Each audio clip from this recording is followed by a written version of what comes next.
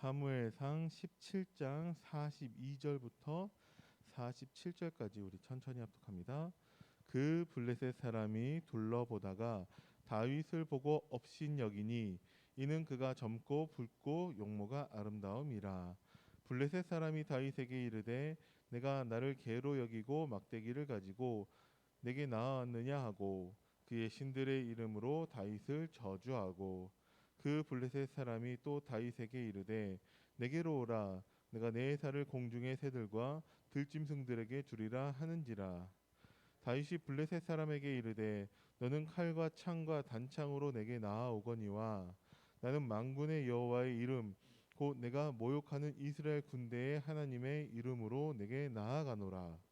오늘 여호와께서 너를 내 손에 넘기시리니 내가 너를 쳐서 내 목을 베고 블레셋 군대의 시체를 오늘 공중의 새와 땅의 들짐승에게 주어 온 땅으로 이스라엘의 하나님이 계신 줄 알게 하겠고 또 여호와의 구원하심이 칼과 창에 있지 아니함을 이 무리에게 알게 하리라. 전쟁은 여호와께 속한 것인즉 그가 너희를 우리 손에 넘기시리라. 아멘. 우리가 수요일 날 선교사님의 말씀을 받았죠. 끝나고 난 다음에 이제 동영상을 다른 사람들이 다운받아서 볼 수 있도록 올려야 되잖아요. 근데 새벽의 메시지는 한 20분 정도고 평상시 우리가 말씀 받는 이제 주일 강단 같은 경우 한 30분 정도가 되거든요. 근데 그렇게 하다가 수요일 날 메시지 좀 길었어요. 그죠? 한 1시간 가까이 됐으니까. 그러면 이제 메시지를 올리는데 시간이 오래 걸리더라고요. 근데 이게 최병우 랩런트가 이렇게 올리고 있는데 한참 그거 다들 이렇게 보고 있는 거예요. 저도 먼저 가기 좀 그렇잖아요. 그래서 금방 될 거라 생각하고서 그냥 보고 있는 거죠. 보고 있다가 이제 자연스럽게 이제 포럼을 하는데 오늘 말씀에서 자신과의 영적 싸움에 대해서 이렇게 붙잡았다라고 얘기를 하더라고요. 그래서 자신과의 영적 싸움 어떻게 할 거냐 하니까 기도해야 된다라고 얘기를 하더라고요. 자신과의 영적 싸움에서 선교사님이 말씀하신 부분이 어디인지 아냐? 그러니까 호렙산이죠. 호렙산에서 엘리야가 뭘 했냐? 기도했다고 하더라고요. 호렙산에서 엘리야는 하나님이 주시는 말씀을 붙잡았어요. 그 말씀 붙잡고 기도한 것입니다. 그러니까 우리가 기도하면 되지만 말씀 붙잡고 기도하는 거예요. 이번 주 강단 말씀에서 먼저 할 것에 대해서 말씀을 하셨거든요. 선교 나가면 되냐? 하나님의 뜻이니까 성령이 불러 시키는 그 일, 그게 선교가 맞죠. 그죠? 그래서 최초로 자발적인 선교를 위한 선교사 2명을 파송한 게 맞죠. 근데 그 얘기한 게 아니에요. 그들이 그 성령이 불러 시키는 그 일을 하기 위해서 뭘 하고 있었냐? 금식하며 기도하고 있었죠. 왜? 성령 인도 받기 위해서. 그죠? 문이 막혔어요. 문이 막혔을 때 그들이 또 뭐 했냐? 성령 인도 받기 위해서 또 기도하고 있었어요. 먼저 할 것이 있다라는 것이죠. 그럼 우리가 진짜 기도하기 위해서 뭘 해야 되냐? 말씀을 붙잡아야 됩니다. 그럼 무슨 말씀을 붙잡아야 되는지를 물어보더라고요. 무슨 말씀을 붙잡아야 되냐? 그것도 이미 말씀에서 나왔죠. 우리가 붙잡을 영원한 언약이 무엇이냐? 그리스도입니다. 그죠? 우리의 인생의 언약의 여정을 나의 것으로 정리하고 편집해야 된다라고 말씀을 하셨거든요. 나의 것을 정리하라는 것이죠. 우리가 정리해야 되는 언약이 많이 있냐? 많은 것처럼 보여도 몇 가지 없어요. 크게는 2가지입니다. 무엇이냐? 그 길갈에서 할례를 행한 길갈에서 그 할례가 의미하는 바가 우리 인간의 모든 문제 해결자 되신 그리스도라고 말씀을 하셨습니다. 그 그리스도로 인하여서 베델 하나님의 집 그곳에서 하나님이 나와 함께 하심을 누리는 것. 우리가 복음 선고를 읽을 때 마태복음 1장 21절 아들을 낳으리니 이름을 예수라 하라. 이는 그가 자기 백성을 그들의 죄에서 구원할 자이심이라. 예수님이 구원자라는 이름을 가지고 계세요. 그리고 마태복음 1장 23절에 처녀가 잉태하여 아들을 낳으리니 그 이름을 임마누엘이라 하라. 이를 번역한즉 하나님이 우리와 함께 계시다. 우리가 붙잡은 영원한 언약은 이 두 가지밖에 없습니다. 그죠? 예수님이 그리스도이지 않냐? 예수님이 왜 그리스도로 오셨냐? 라는 부분에서는 우리 인간이 하나님과 함께하는 영적인 존재로 창조되었는데 하나님을 떠나게 된 거예요. 그죠? 그래서 하나님을 만나야 되는데 하나님을 만날 수가 없는 거죠. 아무리 노력해도. 그 인간의 노력이 종교 생활 해보기도 하고 철학을 많은 공부를 해보기도 하고 성공도 해보고 돈도 벌어보고 하지만 그걸로는 하나님을 만날 수가 없다라는 거예요. 하나님이 이것을 아시기 때문에 하나님 만나는 길을 하나님이 스스로 여셨다니까요. 그 약속이 그리스도를 보내주겠다라는 거예요. 그래서 예수님이 그리스도로 오셔서 인간의 모든 문제를 해결하셨다라는 것은 원래 하나님과 함께하도록 창조된 인간이 하나님을 떠났는데 하나님을 만나는 그 길이 되셨다라는 거죠. 그 원인 제공자이면서 그것을 방해하고 있는 게 사탄이라는 놈인데 그 사탄의 권세를 멸하셨다라는 거예요. 그 사탄의 속임수의 결과 인간이 죄에 빠졌는데 그 죄 문제를 대신 해결하는 방법이 십자가 죽음이라는 것입니다. 죽은 것으로 끝난 게 아니라 다시 살아나셨죠. 그죠? 그게 복음입니다. 그래서 우리가 붙잡아야 되는 말씀, 영원한 언약은 그리스도이고요. 그 그리스도로 인하여서 지금 그 결과가 무엇이냐? 하나님과 함께하는 원래의 축복이 회복되었다라는 거예요. 이 복음을 언약으로 붙잡은 사람을 뭐라고 하냐? 제자라고 합니다. 그죠? 그리고 이 비밀을 우리 미래 후대들에게 전달해야 된다라는 것이죠. 이게 모든 렘넌트들마다의 언약의 여정 속에 있다라는 거죠. 이것을 통해서 목적은 무엇이냐? 도단성을 살리는 것입니다. 그래서 이것을 알고 있다 하더라도 잠깐이라도 우리가 영적 싸움을 놓치면 우리가 어떻게 되냐? 불신자 상태에 빠지게 된다라는 거예요. 신분이 달라지는 건 아닌데 내 영적 상태가 불신자와 똑같이 됩니다. 그래서 우리는 이해할 수 없는데 베드로가 예수님을 그리스도라고 고백해 놓고 난 다음에 바로 사탄아 내 뒤로 물러가라 이 말을 듣는 거예요. 그런 말은 뭐죠? 바로 영적 싸움 실패해서 바로 그 신분이 달라지는 게 아니라 영적 상태가 불신자 상태가 돼 버린다라는 거예요. 그죠? 그러니까 요셉이 성령 충만했는데 그 감옥에서 나가는 그 관리한테 자기를 기억해 달라고 하는 거예요. 불신자 상태에 빠질 수 있다라는 거죠. 누구라도 목사라 할지라도 얼마든지. 그죠? 예수님만 안 빠지는 거예요. 왜? 하나님이시니까. 근데 예수님도 십자가 지시기 전에 그 기도를 보면은 하실 수 있거든 내 잔을 옮겨달라고 기도하세요. 아니 예수님이 하나님인데 어떻게 그럴 수 있지? 하나님이면서 완벽한 인간이기 때문에 그래요. 그죠? 그래서 예수님도 두려우신 거예요. 그래서 하실 수 있거든 이 잔을 내게서 옮겨달라고. 이 얘기는 뭐죠? 십자가 지기 싫다고. 무서우니까. 그런데 그렇게 기도가 끝나지 않아요. 하지만 내 뜻대로 마시고 아버지의 뜻대로 해달라고 그렇게 기도를 하십니다. 그러니까 우리가 잠깐 영적 싸움을 놓치는 거 얼마든지 그럴 수 있어요. 저 사람이 왜 저렇게 불신앙하지? 얼마든지 그럴 수 있어요. 근데 거기에 머물러 있으면 안 된다라는 것이죠.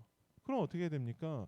다시 영적 싸움 싸워야 한다라는 거예요. 우리를 그렇게 속이는 사탄과의 영적 싸움을 싸워야 되고 나 자신과의 싸움을 싸워야 되고 그리고 가장 중요한 것은 우리가 후대 앞에 서야 됩니다. 그죠? 하나님 앞에 코람데오라고 하죠. 말씀 앞에 그리고 후대 앞에 그게 우리 신앙생활의 기준이 돼야 돼요. 지금 잠깐 내가 힘들다고 해서 불신앙하고 하는 거 후대가 그대로 따라서 할 것입니다. 그걸 우리가 잊어버리면 안 돼요. 자, 어린 다윗의 신앙 고백이라는 말씀인데 다윗의 얘기가 나오는 것이 아니라 한나의 얘기가 나오고 사무엘의 얘기가 나옵니다. 이거는 뭐죠? 우리가 후대 앞에 서야 한다라는 거예요. 어린 다윗의 신앙 고백이 어디로부터 비롯되었는가를 말씀하고 계신다라는 것이죠. 자, 여러분이 언약을 붙잡을 때 세계를 살릴 수 있습니다.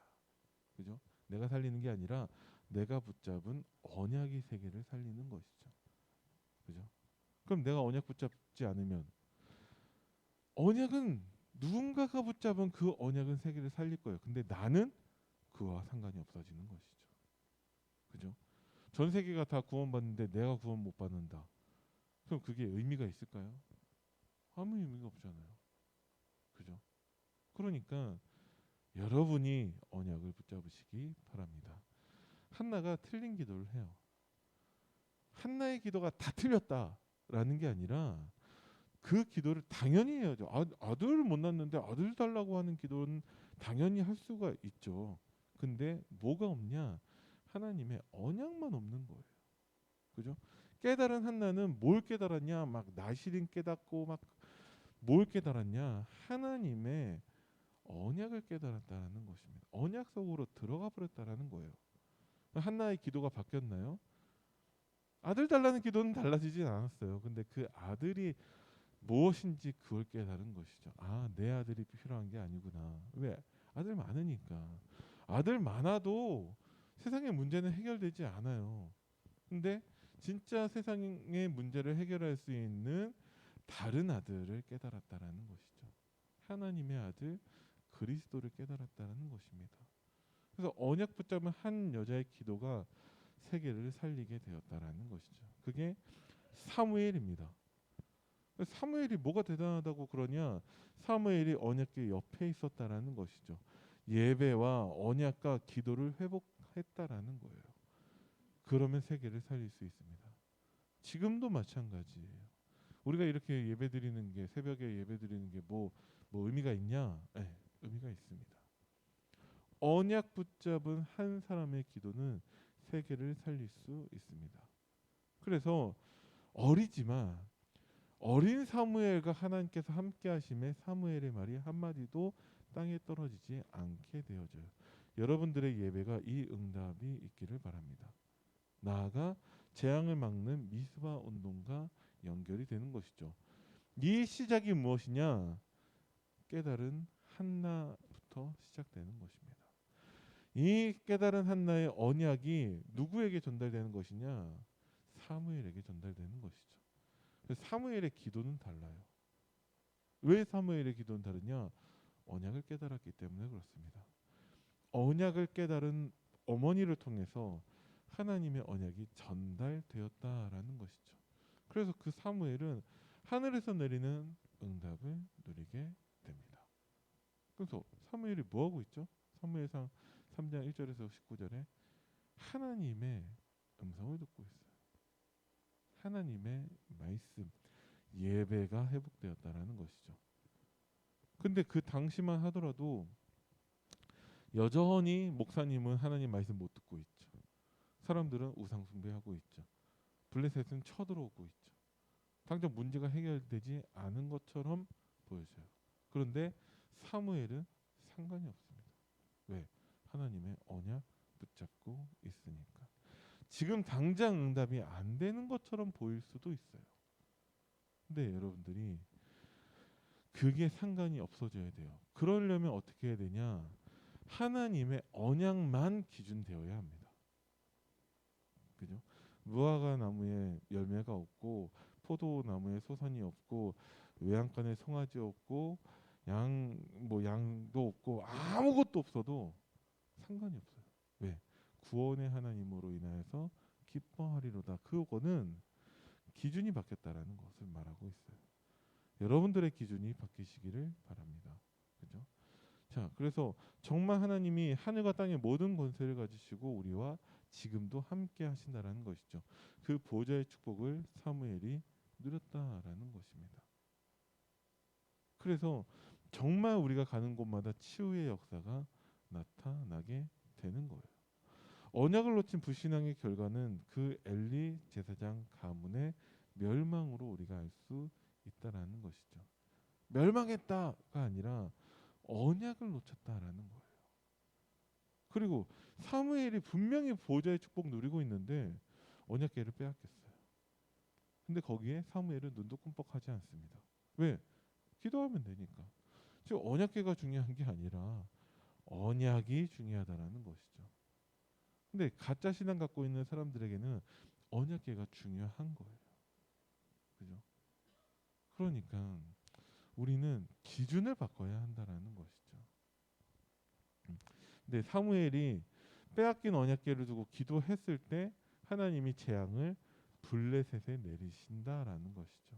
그래서 여러분들이 어떤 문제나 사건이 있다 할지라도 흔들리지만 않으면 됩니다.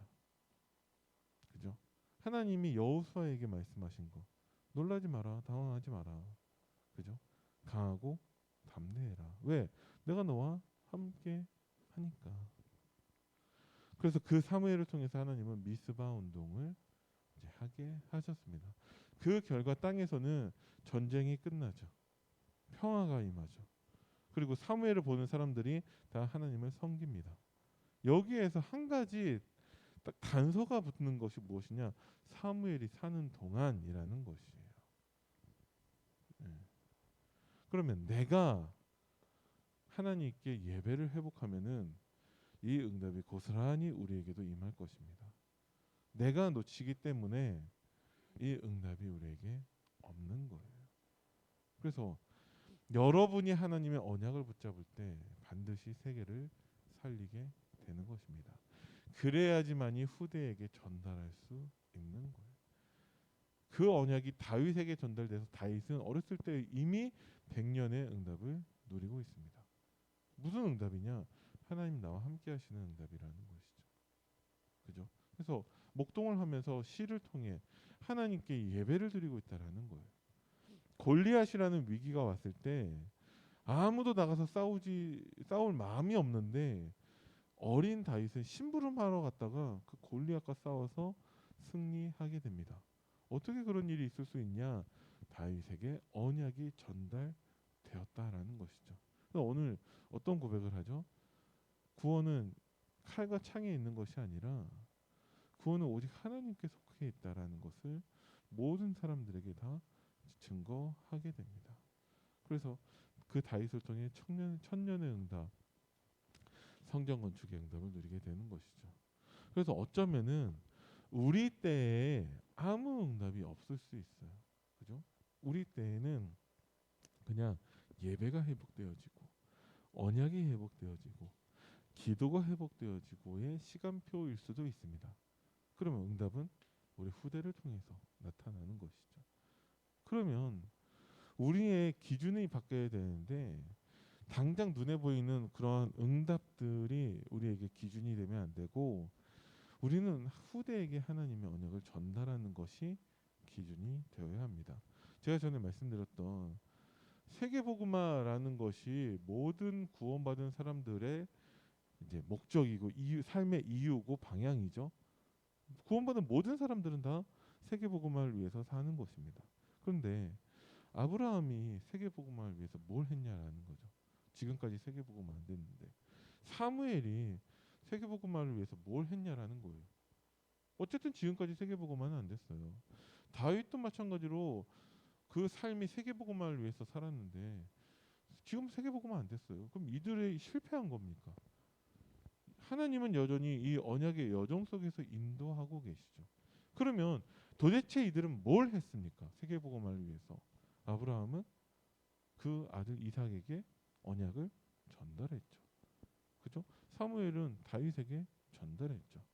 다윗은 모든 렘넌트들이 하나님께 예배드릴 수 있도록 성전 건축이 그 평생의 작품이었다라는 것입니다. 그죠? 세계복음화는 지금도 안 됐어요.